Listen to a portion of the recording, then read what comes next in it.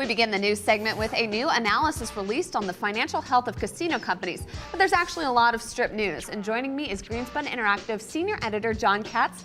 And John, what does it mean when the Union Gaming Group calls MGM Mirage the top pick?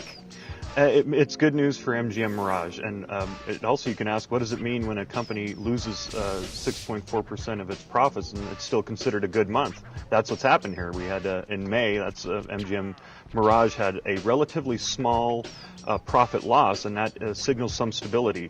And this organization, Union Gaming Research, has named it one of its top picks among casino companies around the world, and its top pick in Las Vegas as far as its marketability and its financial viability. And this is big because it was in March that we thought that Project City Center might not, City Center on the west side of the Strip, their major investment might not even come to fruition. It might be halted. So it's a very good news for MGM Mirage. Its room rates have stabilized. The convention business is looking good. And when the economy turns around and rebounds, they're going to be in good position. That's really what it means. Right, that's good news. And that's not the only news coming off the Strip. What are some of the other headlines? Well, we've got Harrah's Entertainment, which owns most of the east side of the Strip, as we know, has stated for the past couple of years that it's not going to be following the model of implosion and rebuilding that has become so popular especially among those of us who do video of implosions here in Las Vegas. What they're going to do is build something called a project called Project Link, and this has nothing to do with the old Mod Squad show.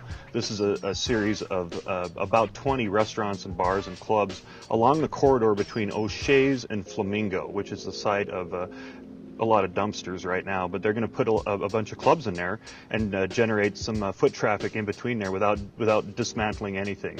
And that was their plans for that have been discussed over the past couple of days. And we've got some news happening up the Strip at Wynn Las Vegas that has been going on for about 3 years now. Steve Wynn, about 3 years ago, initiated a policy that was you never thought you'd be talking about 3 years later, where the casino dealers on the floor were going to be sharing their tips with their supervisors. It seemed simple at the time. The dealers are still fighting this.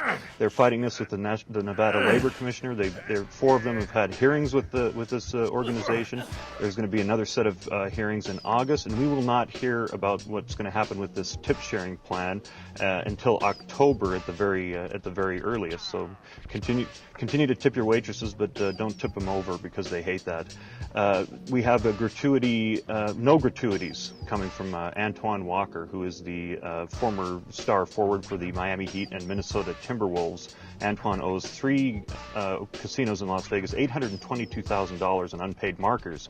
This case goes to the bad check department, and they are asking for a warrant for Antoine Walker's arrest. He wants to get back in the league so he can play basketball and pay these down.